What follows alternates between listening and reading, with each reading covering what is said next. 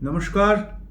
Welcome to all of you on your own storytelling platform, Boll, Dadaa, Boll. Big day for Indian football coming up. India versus Qatar, the reigning Asian champions in the FIFA World Cup qualifiers. A quiz question to all the fans. Find out and do drop your comment in the comment box.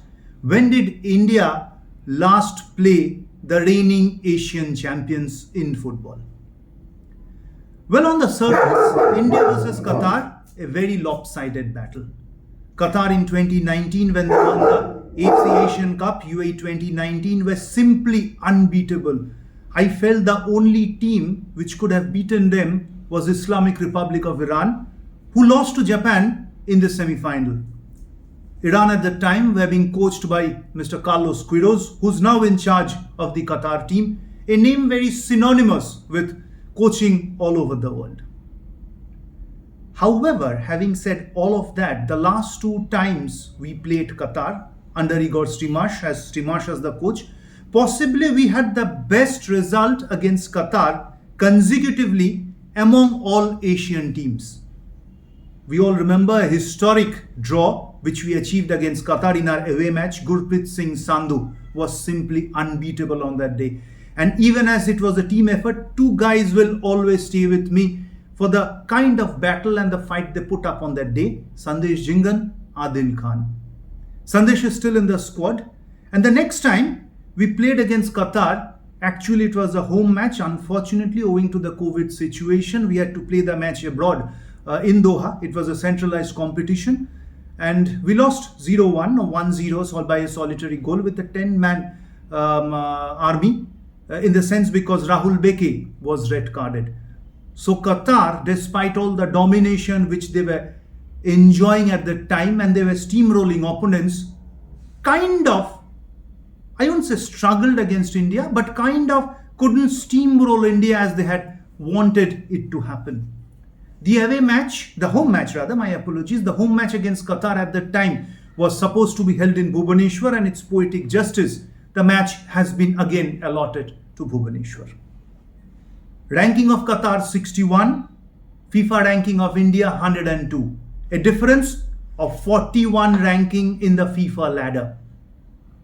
Can India put up a fight or beat Qatar? Well, the biggest inspiration will be coming from the fact that in the UEFA Euro qualifiers, Azerbaijan ranked 120.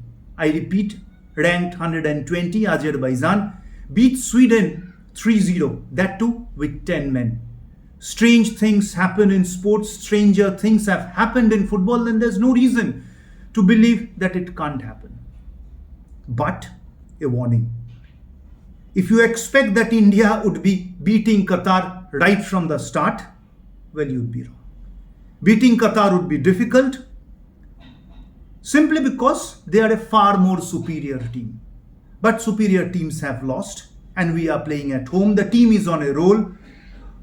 Some notable performances have come up in the recent past. What is the significance of the match? The significance of the match is that this match will show to us and the entire footballing fraternity in Asia, not the world, because the aiff Asian Cup is around the corner, as to where we stand, how much we have improved, and how much we have been able to bridge the gap with the superpowers of Asia.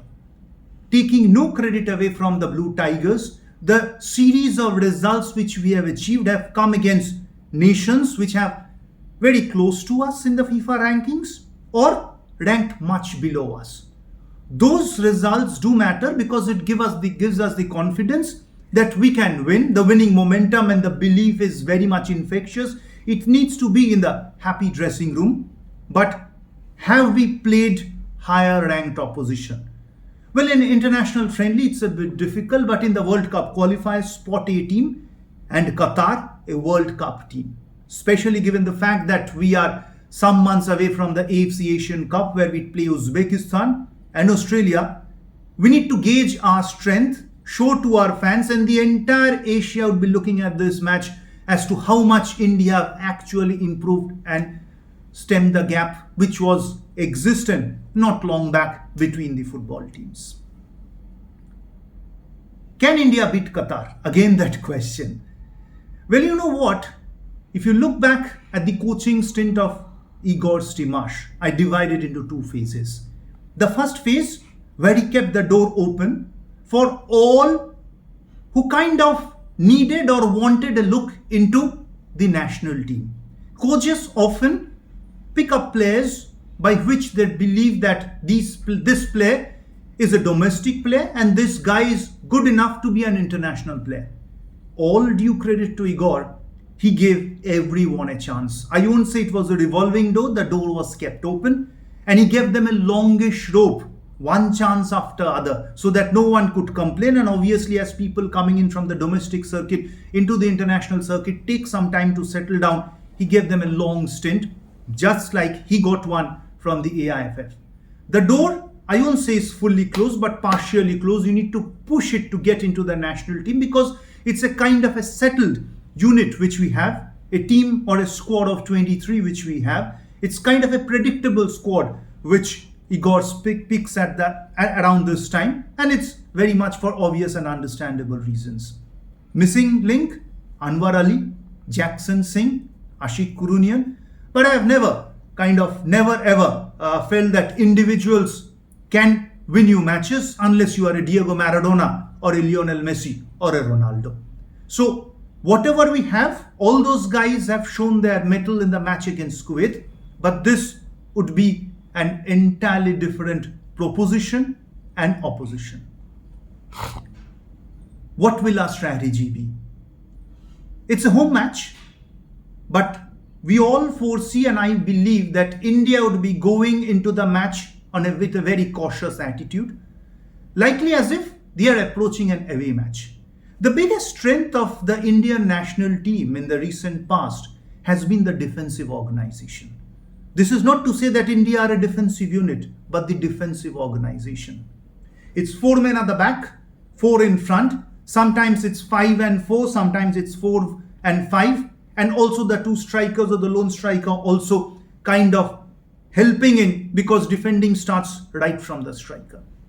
What they have been able to do is there's hardly any gap between the 2 line of defense in our defensive third. So the first shape of the 4 defenders, sometimes 5, sometimes 6 with the 2 wing backs falling back.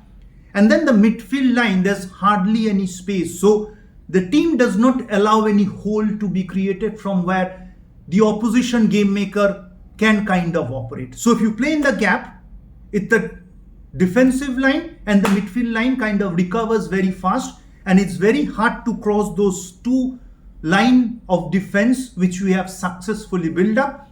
And with the team now playing quite a longish time along with the same set of players, the understanding is very, very good.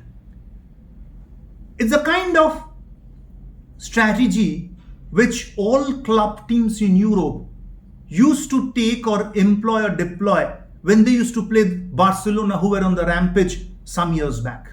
Jose Mourinho's famous quote came in there, they can keep the ball, we keep the 3 points. Well, no wrong in adopting such a strategy. And football is all about transition, the transition to defend and the transition to attack.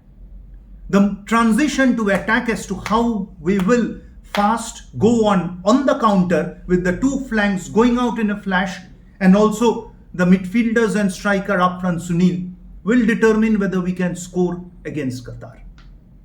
Against such an opposition, or I would not say such an opposition in international football, even if you play the lower ranked opposition as we have played in recent past when we've seen that we have kind of struggled to score, it's not that you'll be getting a plethora of chances as you get in domestic football or club football. You may get at max 2 or 3 or maybe 1 half chance, and you ought to be converting from that.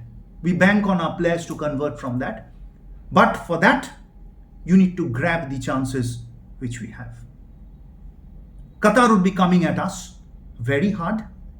And because they'll be coming here with a vengeance. I have some friends in the Qatari unit and they were saying that the last 2 times there was a very, very close gap between, and they want to just increase the gap. They are on the rampage in form. They beat Afghanistan 8-1 in the first match. Afghanistan was being coached by Mr. Ashley Westwood, a name quite familiar in Indian footballing circles. expecting them to be scoring 8 against India looks improbable on the surface, but obviously they start as the favourites.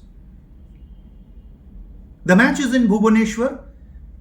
We all need to laud the efforts of Odisha sports, the encouragement which they are providing to each and every sport, and in this case especially football. It's time for the fans in Odisha and Bhubaneswar to pay them back. Throng the stadium. Make it an intimidating atmosphere as much as you can, because that's the support which our team requires and our team deserves. Unless we give it to them, the feel of the home match will not come. What's the lineup can be predicted? India's lineup against Qatar. Well, there are 2 or 3 propositions. The first one, obviously, go in with an unchanged lineup, but I think so. Igor may be making one change. It may raise eyebrows, that's my feel. Abdul Samad Sahal may be rested or may be brought in later in the second half, and Anirudh Thapa may be taking his place because the defensive unit, he may be just trying to adjust or make it a bit more compact for Qatar to make it impossible or all the more difficult for Qatar to be breaking in. Defensive line, does it stay the same? Maybe yes, maybe Shubhashish Bose or Akash Mishra a bit up front, Akash Mishra on the flank, and Shubhashish Bose, so that gives us a cushion of an extra defender. But I don't see that happening. But Anirudh Thapa, maybe yes. Zuwala, Lalrinzuala Changte or Mahesh Singh. I still believe he'll go with Mahesh Singh with Manveer on the right and Sunil up front. It will be a tough match for us, but these are the matches which we live for. We all say that Indian football has taken the next step to grab the attention and the attraction of all those fans who do not follow Indian football much. And we are not blaming them. The country needs a result where the entire country can come out onto the street and celebrate. That result don't happen against a Bangladesh or a Kuwait or a Lebanon or even a Vietnam. Can we beat the Asian champions? There's no reason why we can't.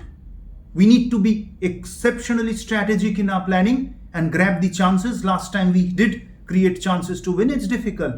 But when you are playing higher ranked opposition, it's always difficult. Qatar stands as favourites.